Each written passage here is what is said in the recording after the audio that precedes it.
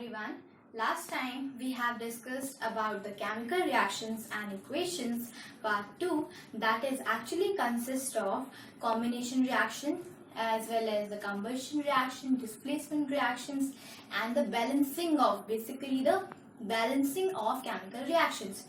तो उस टाइम मैंने आपको कंप्लीट बैलेंसिंग सिखाई थी कि बैलेंसिंग करते कैसे हैं, ठीक है। तो आज हम कुछ नया सीखेंगे। अगर आपको बैलेंसिंग में बिल्कुल थोड़ी सी भी प्रॉब्लम हो तो आप मुझे कमेंट सेक्शन में बताना। नेक्स्ट वीडियो में कंप्लीट बैलेंसिंग के क्वेश्चंस लेकर आपको जरूर समझाऊंगी, ठीक है। तो चलो आज का टॉपिक स्टार्ट करते हैं। सबसे पहले थोड़ा शॉर्ट रिव्यू मुझे देना चाहिए। लास्ट टाइम हमने केमिकल रिएक्शंस में पढ़ा था, मैंने आपको बताया था types of reactions. I have told you types of reactions. तो वो कौन से टाइप्स के रिएक्शंस थे? सबसे पहले हमने पढ़ा था कंबर्शन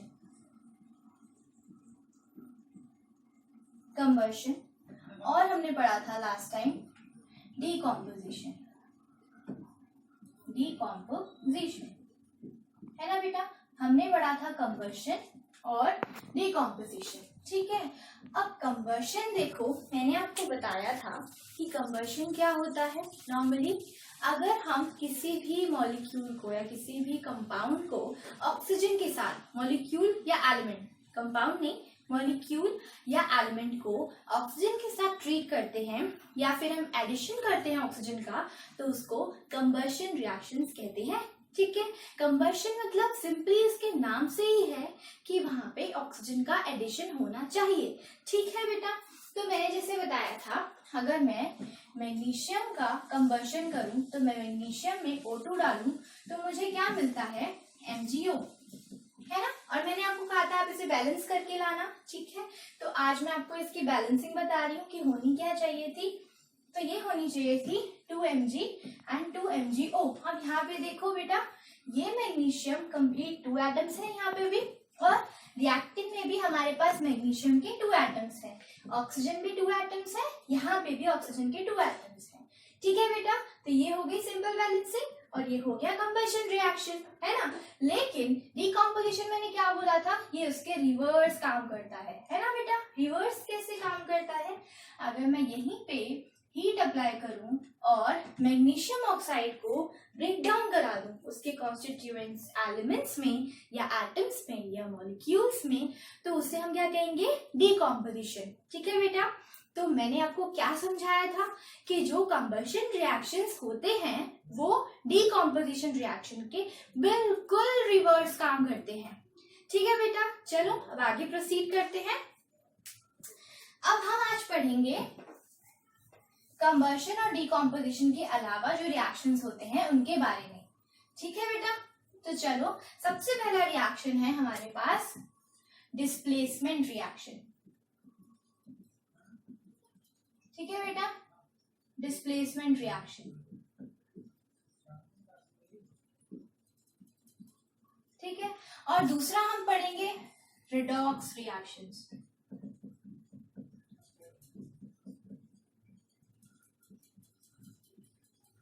ठीक है।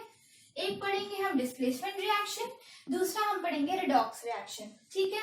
डिस्प्लेसमेंट में भी वैरायटी है, इनके भी टाइप्स है, तो वो फर्दर क्या है, आप ये फ्लो चार्ट बना लो जिससे आपको आइडिया लग जाए कि इसके बाद होने क्या वाला है।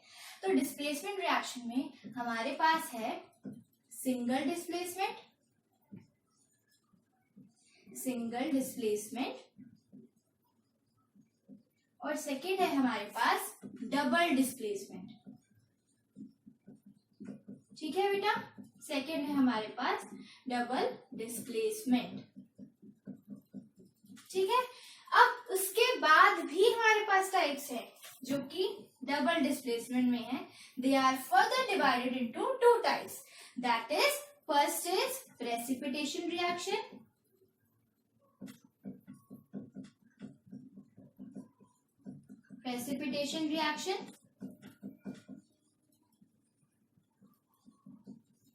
ठीक है बेटा, अगर आप इस फ्लो चार्ट को याद रखोगे तो आपको कभी गड़बड़ महसूस नहीं होगी कि टाइप्स ऑफ रिएक्शन में डिस्प्लेसमेंट रिएक्शन के बाद कौन से रिएक्शंस आते हैं और इसके बाद कौन से रिएक्शन आते हैं। आपको कभी कंफ्यूजन नहीं होगी कि प्रेसिपिटेशन रिएक्शन डिस्प्लेसमेंट रिएक्शन में डबल डिस्प्लेसमेंट का एग्जाम्पल है। ठीक है बेटा, दूसरा क्या है हमारे पास, न्यूट्रलाइजेशन।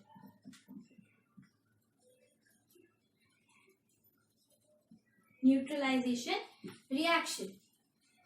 अब वन बाय वन हम इन सब को डिस्कस करेंगे। ठीक है बेटा, वन बाय वन हम इन सब को डिवाइड करके डिस्कस करेंगे। तो सबसे पहले मैंने आपको क्या बताया, मैंने आपको लास्ट क्लास में एक्सप्लेन कर दिया था कंबशन रिएक्शन, कंबशन और डिकम्पोजिशन। ठीक है, अब हम इस क्लास में इन दोनों के अलावा फर्दर रिएक्शंस पढ़ेंगे, जो कि है डिस्प्लेसमेंट रिएक्शन, रिडॉक्स रिएक्शन। ठीक है, डिस्प्लेसमेंट रिएक्शन फर्दर कैटेगराइज है टू में, जिन्हें कहते हैं सिंगल डिस्प्लेसमेंट, डबल डिस्प्लेसमेंट, फिर उसके बाद प्रेसिपिटेशन और न्यूट्रलाइजेशन। ठीक है बेटा, अब मैं इसको, आप इसे फ्लो चार्ट को फटाफट क्लिक कर लो या फिर नोट डाउन कर लो बेटा, नोट डाउन कर लो आप इसे। चलो अब आगे बढ़ते हैं। ठीक है, चलो सबसे पहले हम पढ़ेंगे डिस्प्लेसमेंट रिएक्शंस। ठीक है, डिस्प्लेसमेंट रिएक्शन एक्चुअली होते क्या हैं? देखो नाम से ही पता चल रहा है कि यहाँ पे कुछ ना कुछ तो डिस्प्लेस होने वाला है ना बेटा। बहुत बच्चे WWE, WWF देखते हो ना, मतलब देखते हो ना, जहाँ पे झगड़े वगैरह हो रहे होते हैं, लड़ाई वगैरह हो जाती है, तो वो देख रहे होते हो तुम सब। ठीक है, तो उसमें कभी आपने ऑब्जर्व किया है कि जो ज्यादा ताकतवर होता है ना, जो ज्यादा स्ट्रांग होता है, वो सामने वाले को रिप्लेस कर देता है।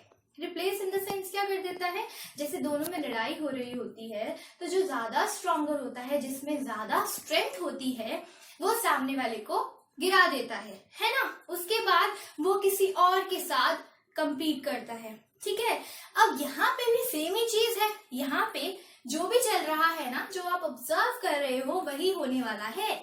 देखो डिस्प्लेसमेंट रिएक्शन जो होते हैं, इसमें एक रिएक्टिव मेटल होता है। ठीक है, अब हम मेटल्स की बात कर रहे हैं, नॉन मेटल्स की बात करेंगे। ठीक है, हम इन्हीं सब से केमिस्ट्री को रिलेट करेंगे। ठीक है, देखो यहाँ पे एक रिएक्टिव मेटल होता है और एक थोड़ा सा लेस रिएक्टिव होता है उससे। ठीक है, तो जब एक रिएक्टिव है, बहुत स्ट्रॉन्ग मेटल है, और उसके साथ में बहुत ही डिप्रेसिंग है, लाइक बहुत ही कमजोर मेटल है, तो वो क्या करेगा, उस मेटल को डिस्प्लेस कर देगा उसकी पोजीशन से। ठीक है, इसमें हम यही पढ़ने वाले हैं बेटा। ठीक है, और अगर मैं आपको सिंपल डेली लाइफ एग्जांपल में बताऊं, तो आप ट्रेन में तो हर कोई चढ़ा होता है ना, ट्रेन में हर कोई चढ़ा होता है। आपने रेलवे ट्रैक्स को ऑब्जर्व किया है कभी रेलवे ट्रैक्स को आपने ऑब्जर्व किया है? रेलवे ट्रैक्स में ही हमारे डिस्प्लेसमेंट रिएक्शन का एग्जाम्पल है। कैसे? देखो, अब आपको इतना तो पता ही है कि जो रेलवे ट्रैक्स हैं वो मेटल्स के बने होते हैं, है ना। अब वो मेटल का नाम भी पता है आपको, वो क्या होता है? आयरन, है ना।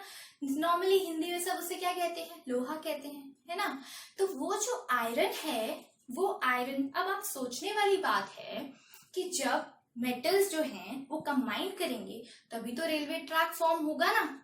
अब पूरा रेलवे ट्रैक फॉर्म होता जा रहा है और लोहा है।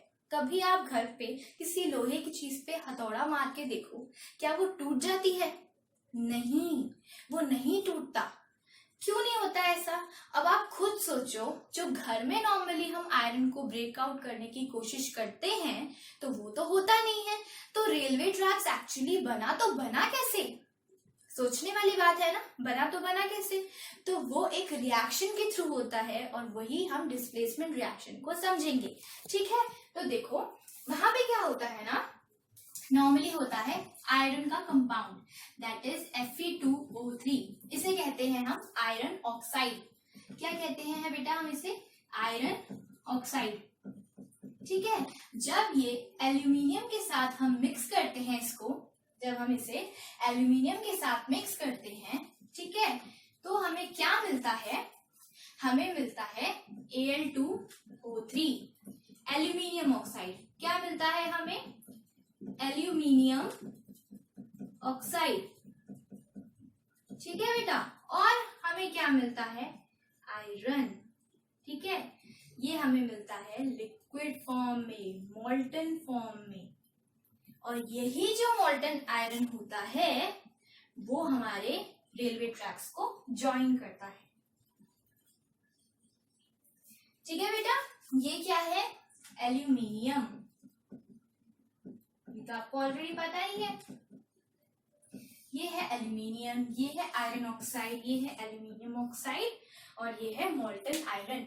तो जो हमारा रेलवे ट्रैक है वो इस आयरन मोल्टन होने की वजह से बनता है। हम आयरन को ब्रेक नहीं कर सकते, लेकिन हम अपने आयरन को मोल्टन फॉर्म में जरूर बदल सकते हैं बेटा, ठीक है। यही मेरे को समझाना था, मुझे समझाना था। और देखो डिस्प्लेसमेंट रिएक्शन यहाँ पे कैसे हो रही है, देखो यहाँ पे ये आयरन ऑक्साइड है ना, और यहाँ पे एक सिंगल मेटल अकेला बैठा हुआ है। अब सोचने वाली बात है कि नेक्स्ट स्टेप में ये एल्यूमिनियम ऑक्साइड बना, तो बना कैसे। इसका मतलब क्या है कि जो एल्यूमिनियम है ना बेटा वो आयरन से ज्यादा रिएक्टिव है। तो यहां से हमने क्या कंक्लूजन निकाला, that aluminium is more reactive, it is more reactive than iron in this particular case, ठीक है। in this case एल्यूमिनियम जो है वो ज्यादा रिएक्टिव है ना। अगर एल्यूमिनियम ज्यादा रिएक्टिव है आयरन से तो उसने क्या किया, एल्यूमिनियम ने ऑक्साइड को अपने पास खींच लिया और आयरन अकेला रह गया। यही तो डिस्प्लेसमेंट है ना, यही तो डिस्प्लेसमेंट है। डिस्प्लेसमेंट का मतलब क्या है, कोई भी एक सिंगल एलिमेंट दूसरे एलिमेंट को उसके कंपाउंड से सेपरेट आउट कर दे, ठीक है। क्या कहा मैंने, दोबारा समझो ध्यान से कि कभी भी डिस्प्लेसमेंट का मतलब है कि एक मेरे पास स्टेबल कंपाउंड है, लेकिन उस स्टेबल कंपाउंड को कोई एक ऐसा एलिमेंट आ जाए जो कि बहुत स्ट्रांग है और वो उसको अपने पास ले आए और वो आयरन अकेला रह जाए, ठीक है। तो इसी के थ्रू हमने क्या किया, हमने रेलवे ट्रैक्स को बनाया। समझ में आया। तो जो भी केमिस्ट्री है ना बेटा वो आपके सामने ही होती है, आपको देखना पड़ेगा उसे कि वो कहाँ कहाँ यूज हो रही है। और आप कभी नहीं भूल पाओगे कि डिस्प्लेसमेंट रिएक्शन एक्चुअली होता क्या है। क्यों, क्योंकि आप जब भी रेलवे ट्रैक्स को देखोगे आपको तुरंत स्ट्राइक करेगा that this is actually the displacement reaction, ठीक है बेटा। तो चलो मैंने आपको क्या समझाया मैं अगेन रिपीट कर रही हूँ, इट्स अ स्पेशल, मतलब आप इसे भूल ही नहीं सकते हो, आप इस रिएक्शन को भूल नहीं सकते हो, क्योंकि पेपर में जब डिस्प्लेसमेंट रिएक्शन पूछते हैं तो वहां पे वो एक एग्जाम्पल भी पूछते हैं। तो आप इस एग्जाम्पल को याद रखने की तो जरूरत है नहीं ना, रेलवे ट्रैक्स तो आपके सामने ही होते हैं, आपको पता होता है, आप जाते हो ट्रेन में जाते हो तो आपको दिखता तो है ही वो सब, तो आप इसे याद रख पाओगे, ठीक है। तो डिस्प्लेसमेंट रिएक्शन की डेफिनेशन देख लेते हैं। तो वो क्या होती है, when one reactive element displaces another element from its compound,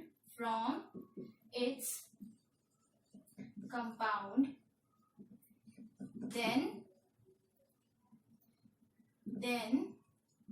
it is displacement reaction,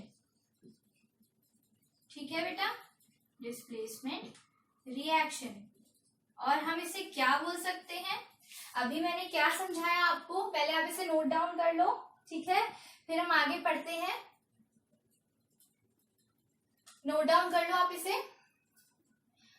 अब देखो मैंने आपको क्लासिफिकेशन में बताया कि जो डिस्प्लेसमेंट रिएक्शंस होते हैं वो दो कैटेगरीज में क्लासिफाई होते हैं, है ना। एक होता है सिंगल डिस्प्लेसमेंट और एक होता है डबल, है ना। एक होता है सिंगल, एक होता है डबल। अब सिंगल का क्या मतलब है कि कोई एक एलिमेंट रिएक्टिव होना चाहिए, मतलब किसी एक के साथ कोई गड़बड़ है, ठीक है, सिंगल मतलब वन, एक की बात हो रही है, ठीक है। और हमारे इस एग्जाम्पल के अंदर एक ही एलिमेंट है जो काम कर रहा है ना, यही एलिमेंट है जो काम कर रहा है। एल्यूमिनियम ऑक्साइड के साथ अपना कंपाउंड बना रहा है और आयरन अकेला रह गया है ना। तो ये किस टाइप का रिएक्शन हुआ? Single displacement reaction.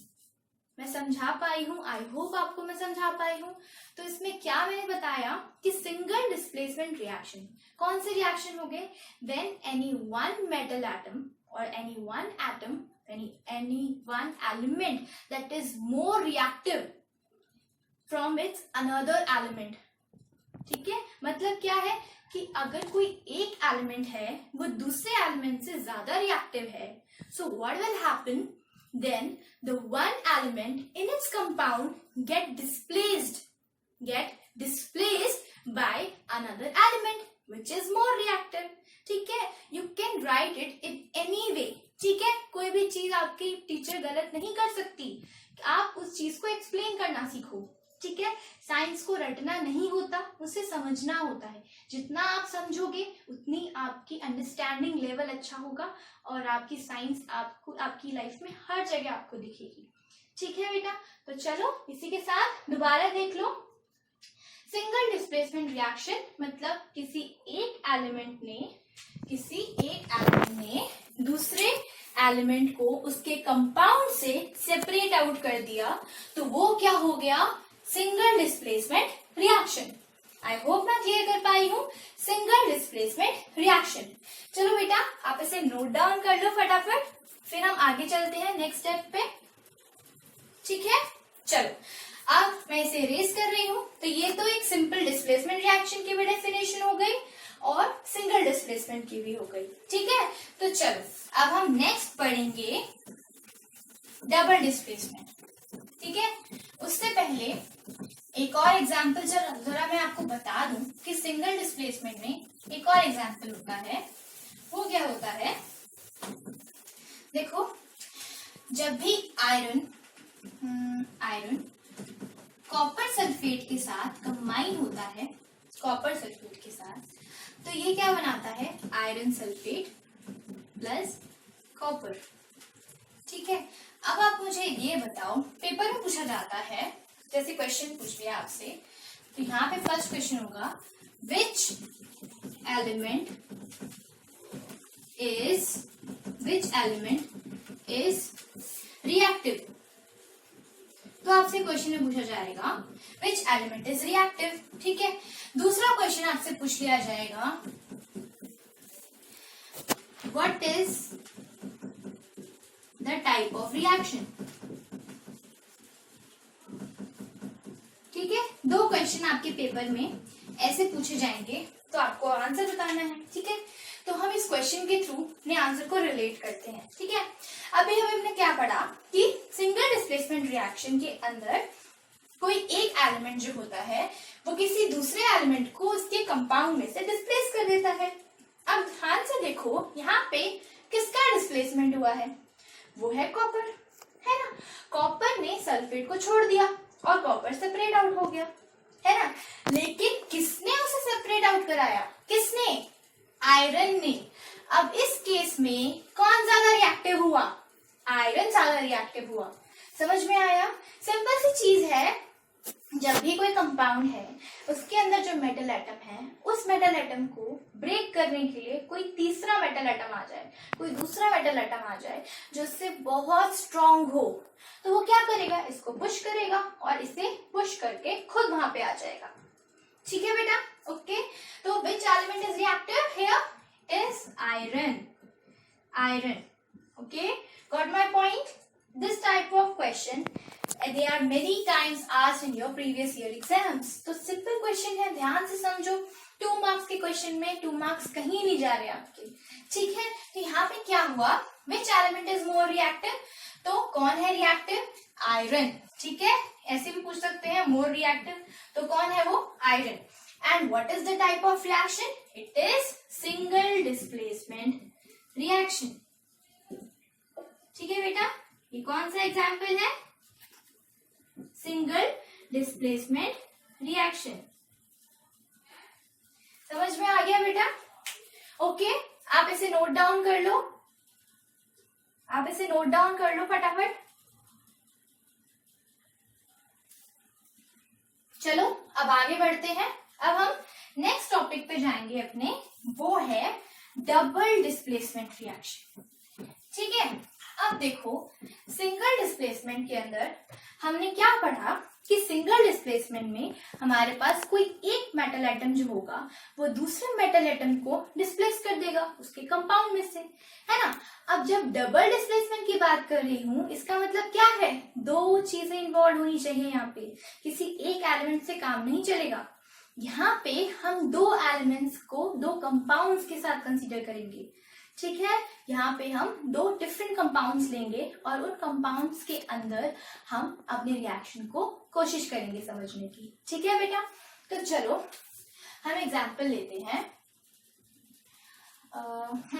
हम एग्जाम्पल लेते हैं बेरियम क्लोराइड, ठीक है, plus potassium sulphate, it gives barium sulphate, ठीक है, प्लस KCl। अब इस रिएक्शन को बैलेंस आप खुद करोगे, बैलेंस आप खुद करोगे, I am not gonna do that, balance खुद करो। ठीक है, ये आपका होमवर्क है, आपको इस रिएक्शन को बैलेंस खुद करना है। क्यों? क्योंकि मैं ये समझा चुकी हूँ और अब मैं इस रिएक्शन को बैलेंस नहीं करने वाली, क्योंकि मैं अपने रिएक्शन को समझाना चाहती हूँ। बैलेंसिंग अब आप खुद करो। ठीक है बेटा, चलो अब समझते हैं ये क्या है। बेरियम क्लोराइड, इसे क्या कहते हैं बेटा, बेरियम क्लोराइड। ठीक है, ये क्या है, पोटेशियम सल्फेट, ये है पोटेशियम सल्फेट, ये है बेरियम सल्फेट, ये है बेरियम सल्फेट, व्हाइट कलर का होता है ये। ठीक है, और इस फॉर्म में होता है। अब आप मुझे बताना सोच के पहले, तब मैं बताऊंगी इस फॉर्म का मतलब क्या होता है। और ये है पोटेशियम क्लोराइड। ठीक है, ये है पोटेशियम क्लोराइड। ठीक है, अब देखो डिस्प्लेसमेंट रिएक्शन में हम डबल डिस्प्लेसमेंट की बात कर रहे हैं। ठीक है, तो डबल डिस्प्लेसमेंट के अंदर हमें क्या चाहिए, कोई दो एलिमेंट डिस्प्लेस होने चाहिए, किसी एक से काम नहीं चलेगा। तो अब हम अपने रिएक्शन की तरफ चलते हैं। देखो यहाँ पे जो बेरियम क्लोराइड है वो किस फॉर्म में है, मैं इसे कैसे लिख सकती हूँ, मैं इसको लिख सकती हूँ बेरियम +2 प्लस 2Cl माइनस, यही है ना। बेरियम क्लोराइड इसी दोनों से तो बनता है, बेरियम +2 आयन से और क्लोराइड माइनस आयन से। ठीक है, ऐसे ही ये किससे बनता है, पोटेशियम प्लस और SO4 2 माइनस सल्फेट, है ना, इससे बनता है। ठीक है, अब एक बात सोचो, यहाँ पे दो मेटल एटम है, एक बात हो रही है बेरियम की, एक बात हो रही है पोटेशियम की। ठीक है, बेरियम और पोटेशियम, अब ये दोनों जो हैं, ये दोनों अपने अपने कंपाउंड के साथ बिजी हैं। ठीक है, बहुत बिजी हैं लोग अपने कंपाउंड के साथ। लेकिन यहाँ पे क्या हुआ, जो बेरियम है उसको क्लोरीन के साथ नहीं रहना, उसको क्लोराइड के साथ रहना ही नहीं है। क्यों? क्योंकि बेरियम जो है वो सल्फेट के साथ ज्यादा स्टेबल महसूस कर रहा है। समझ रहे हो मेरी बात को? यहाँ पे क्या हो रहा है, जो बेरियम है वो सल्फेट के साथ ज्यादा स्टेबल है। अगर वो ज्यादा स्टेबल है, इसका मतलब ये इसके साथ कंपाउंड बना सकता है। मतलब की बात क्या है कि जो बेरियम है और सल्फेट है, ये दोनों रिएक्शन जब करेंगे तो उसकी वजह से पोटेशियम यहाँ से डिस्प्लेस हो जाने वाला है। समझ में आ रही है मेरी बात? क्या हुआ यहाँ पे फिर से दो मेटल एटम है। ठीक है, वहां पे भी दो मेटल एटम थे, लेकिन वहां पे जब सिंगल डिस्प्लेसमेंट की बात हम कर रहे थे तो उस टाइम पे एक मेटल एटम तो कंपाउंड के साथ था, लेकिन एक मेटल एटम फ्री था बिल्कुल, जो कि बहुत रिएक्टिव था, है ना। लेकिन यहाँ पे हमारे पास दो डिफरेंट कंपाउंड्स हैं।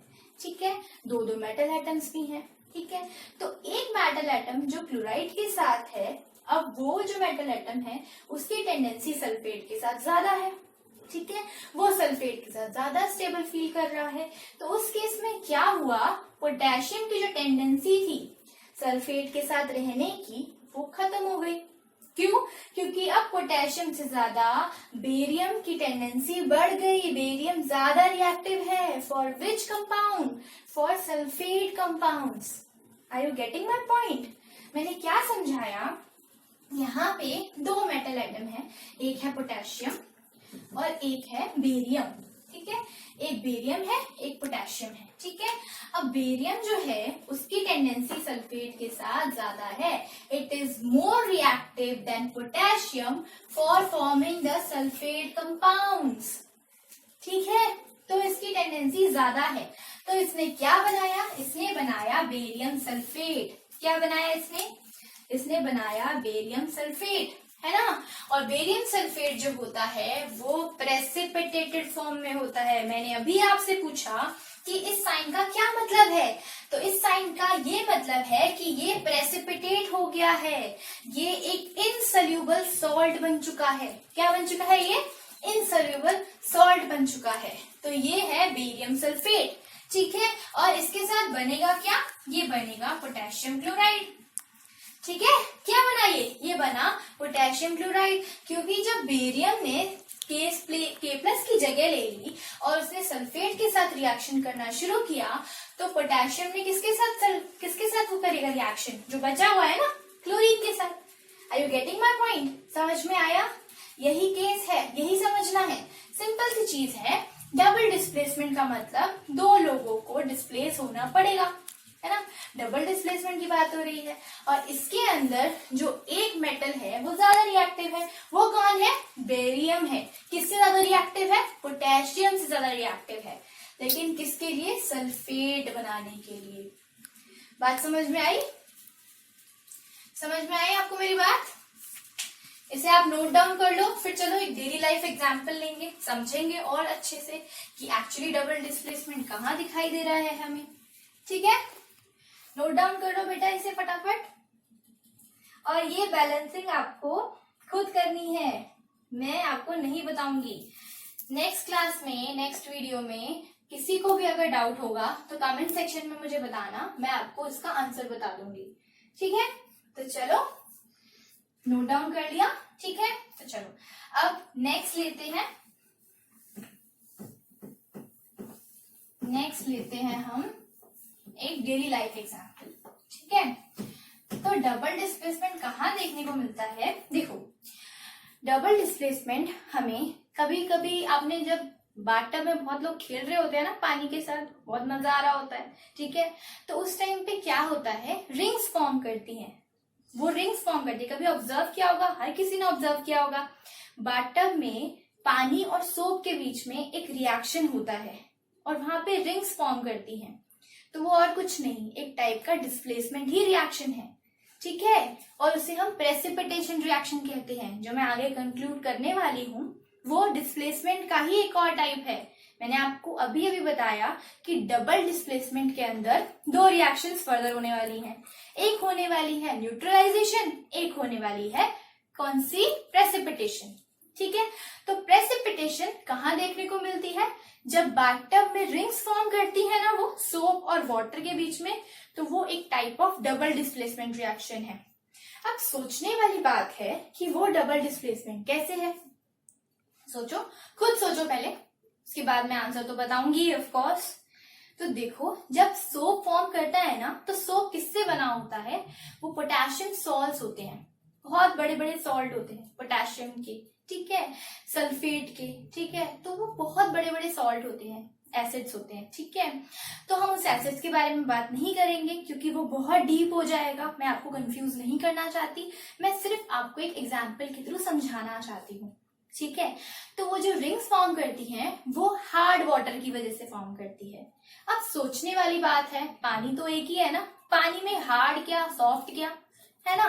तो ये समझो, बहुत जरूरी है, कभी कभी पूछ किया जाता है। तो हार्ड वाटर क्या होता है बेटा? अगर आपके पानी में मैग्नीशियम और कैल्शियम के सॉल्ट्स है ना, मैग्नीशियम और कैल्शियम है +2, तो वो पानी हार्ड वाटर होता है। ठीक है, और यही कैल्शियम और मैग्नीशियम जो होते हैं वो सोप के साथ कॉम्प्लेक्स फॉर्म करते हैं, और जब वो कॉम्प्लेक्स फॉर्म करते हैं जब वो कॉम्प्लेक्स फॉर्म करते हैं तो उसकी वजह से डबल डिस्प्लेसमेंट रिएक्शन होता है और प्रेसिपिटेट बनता है, और उस प्रेसिपिटेट को हम क्या कहते हैं, वो रिंग जो फॉर्म करती है। समझ में आया बेटा? अब कभी नहा रहे होगे ना तो कोश देखना उसको और ऑब्जर्व करना, और फिर मुझसे कमेंट सेक्शन में पूछना कि ये होता क्या है, और फिर इस वीडियो को दोबारा देखना, आपको अच्छे से समझ में आ जाएगा कि एक्चुअली मैं किस चीज की बात कर रही हूँ। ठीक है बेटा? तो चलो, अब डेली लाइफ एग्जाम्पल हो गया, अब हम आगे बढ़े। ठीक है, तो चलो अब डबल डिस्प्लेसमेंट रिएक्शन के अंदर हम दो रिएक्शंस के बारे में बात करेंगे। ठीक है, तो डबल डिस्प्लेसमेंट रिएक्शन के अंदर सबसे पहला कौन सा था, प्रेसिपिटेशन। अभी जो मैंने एग्जाम्पल लिया वो प्रेसिपिटेशन का ही था, जो मैंने बेरियम सल्फेट बनाया वो प्रेसिपिटेशन का ही एग्जाम्पल था। आप उसे डबल डिस्प्लेसमेंट में भी लिख सकते हो, प्रेसिपिटेशन में भी लिख सकते हो। ठीक है बेटा? अब एक होता है न्यूट्रलाइजेशन रिएक्शन। ठीक है, ये होता है न्यूट्रलाइजेशन रिएक्शन। एक होता है न्यूट्रलाइजेशन, ठीक है, एक होता है प्रेसिपिटेशन। ठीक है, हमने प्रेसिपिटेशन रिएक्शन का अभी एग्जाम्पल देखा, बेरियम सल्फेट वाला। ठीक है, अभी हमने एग्जाम्पल देखा। ठीक है, अब चलो हम एक और चीज बता देती हूँ कि प्रेसिपिटेशन रिएक्शन में ना एक क्वेश्चन आपसे पूछा जा सकता है, तो वो पूछा जा सकता है इन वेस्ट वाटर, जब वेस्ट वाटर ट्रीटमेंट चल रहा होता है तो उस टाइम पे डबल डिस्प्लेसमेंट रिएक्शन का कहाँ यूज है।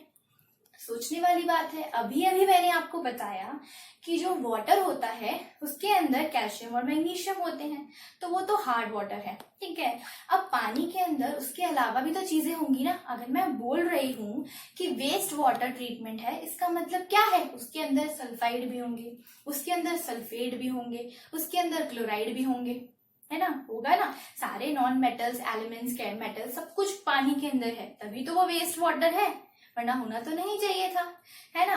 तो अगर उसके अंदर इतने ज्यादा सल्फाइड हैं, सल्फेट हैं, क्लोराइड्स हैं, तो उनको किसी न किसी फॉर्म में तो निकालना ही पड़ेगा। तो सबसे अच्छा मेथड क्या है, प्रेसिपिटेशन रिएक्शन। समझ में आया?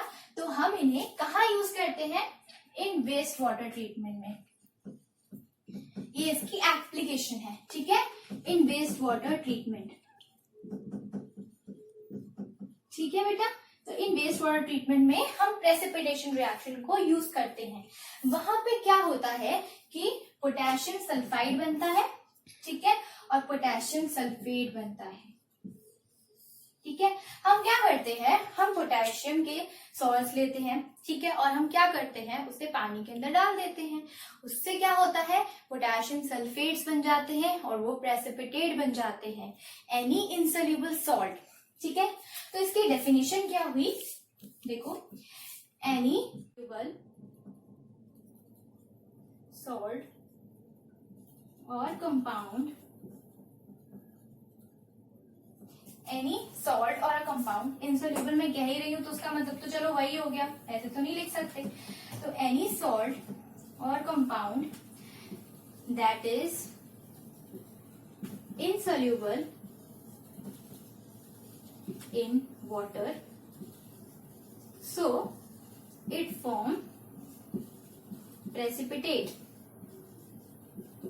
It form precipitate, and the reaction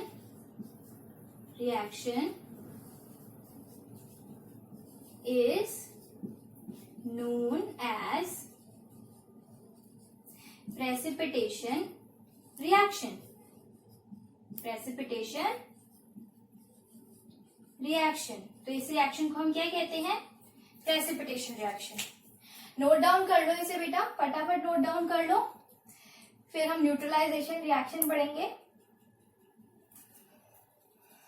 ठीक है, ओके, चलो अब हम न्यूट्रलाइजेशन रिएक्शन की तरफ चलते हैं और देखते हैं। ठीक है, तो न्यूट्रलाइजेशन, सिंपल सा एग्जाम्पल लू ना मैं, अगर सिंपल सा एग्जाम्पल, तो जो आप घर में टेबल सॉल्ट है, ठीक है, जो आप नमक खाते हो, सोडियम क्लोराइड, वो एक तरह का न्यूट्रलाइजेशन रिएक्शन ही होता है। वो फॉर्म किससे करता है, हम सी वाटर से सोडियम क्लोराइड निकालते कैसे हैं, वो एक टाइप का क्या है, न्यूट्रलाइजेशन रिएक्शन है।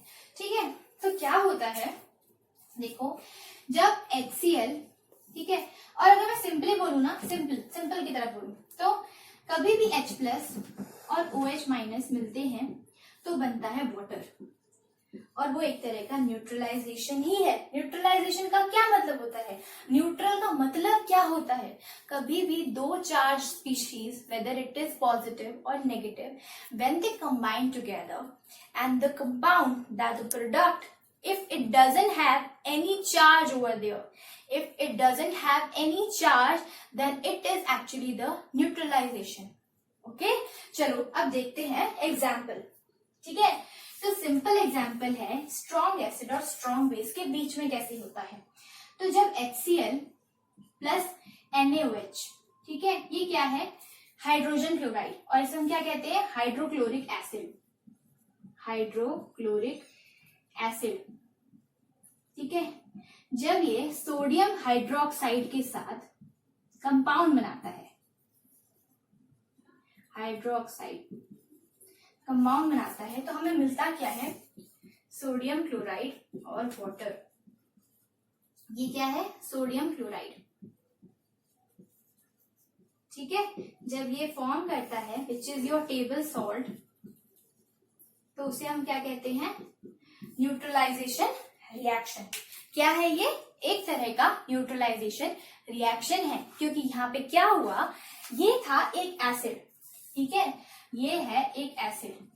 जब कोई भी एसिड बेस के साथ कंबाइन करता है, ठीक है, स्ट्रॉन्ग होना चाहिए वो, ठीक है, तो there is a formation of a salt form करता है, तो ये बना हमारा सॉल्ट। तो एसिड और बेस जब दोनों कंबाइन करेंगे, कोई भी ले लो, ठीक है, कोई भी ले लो, अमोनियम हाइड्रोक्साइड ले लो, ठीक है, H2SO4 ले लो, सल्फ्यूरिक एसिड ले लो, फॉस्फोरिक एसिड ले लो, बहुत तरह के एसिड्स होते हैं। ठीक है, उस एसिड का बेस के साथ रिएक्शन कराओगे ना, तो आपको एक सॉल्ट मिलेगा, तो वो एक तरह का क्या है, न्यूट्रलाइजेशन रिएक्शन।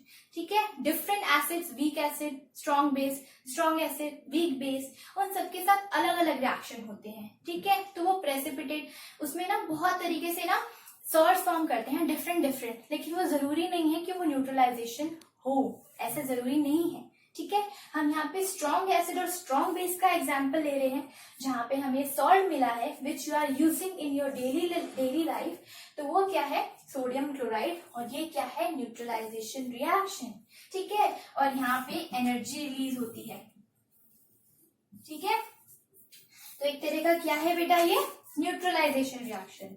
क्या है ये, न्यूट्रलाइजेशन रिएक्शन। आई होप मैं आपको समझा पाई हूँ कि एक्चुअली ये होता क्या है। ठीक है, आप सिंपल लेते हैं। ठीक है, कभी कभी ना आपके पेट में दर्द होता है, ठीक है, आपने कभी ज्यादा खाना खा लिया या फिर कुछ ऐसा हो गया जिससे आपको प्रॉब्लम होनी शुरू हो गई। ठीक है, इसका मतलब होता क्या है कि आपके टमी के अंदर, आपके पेट के अंदर एसिड फॉर्म होना शुरू करता है, एसिड फॉर्म करता है। ठीक है, जैसे आपको अगर मैं सिंपल बताऊं तो कभी कभी ना क्रेविंग्स होती है, जैसे हमें समझ लो कि आपको ना हर चीज जैसे खाने, भूख लग रही है, अचानक से भूख लग रही है, बहुत तेज लग रही है, लेकिन खाना बन रहा है अभी। ठीक है, तो जैसे ही आप सोचते हो ना कि आपको भूख लग रही है, उसी टाइम पे आपका एसिड रिलीज होना शुरू कर जाता है।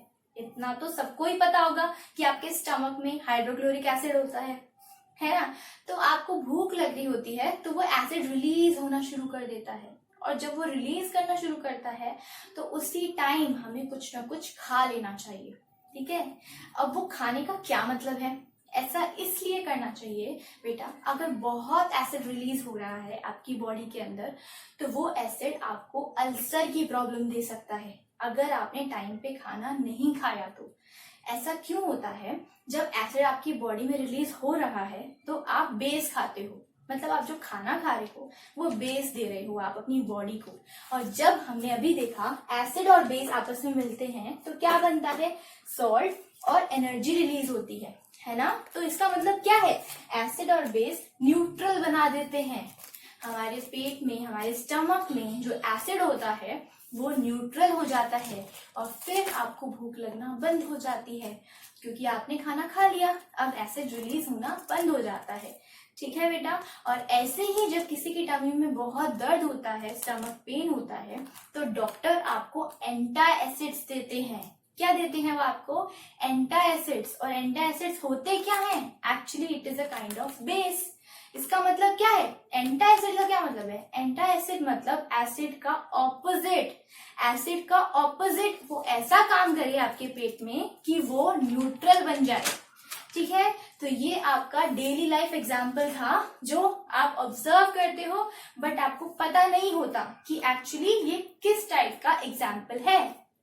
ठीक है, तो आज के लिए मैंने आपको ये कंप्लीट डिस्प्लेसमेंट रिएक्शन समझा दिया है। नेक्स्ट क्लास में मैं आपको रिडॉक्स रिएक्शन कंप्लीट समझाऊंगी, उसके बहुत सारे एग्जाम्पल्स लेकर आऊंगी क्योंकि रिडॉक्स रिएक्शन बहुत इंपॉर्टेंट है। और नेक्स्ट ईयर में मतलब जब आप 11th क्लास में जाओगे और आपने साइंस ली तो ये पूरा चैप्टर है रिडॉक्स रिएक्शन पे। बहुत अच्छा चैप्टर है, बहुत मजा आता है इसे पढ़ने में। तो आज इस नेक्स्ट क्लास में, नेक्स्ट वीडियो में मैं आपको रिडॉक्स रिएक्शन कंप्लीट समझाऊंगी। आप अच्छे से समझना, आपको बड़ा मजा आएगा। तो आज के लिए इतना ही। अगर किसी को कोई भी डाउट हो तो let me know in the comment section. ठीक है, so please guys like my video, subscribe my channel, share as much as possible and press the bell icon for more videos and updates. Thank you.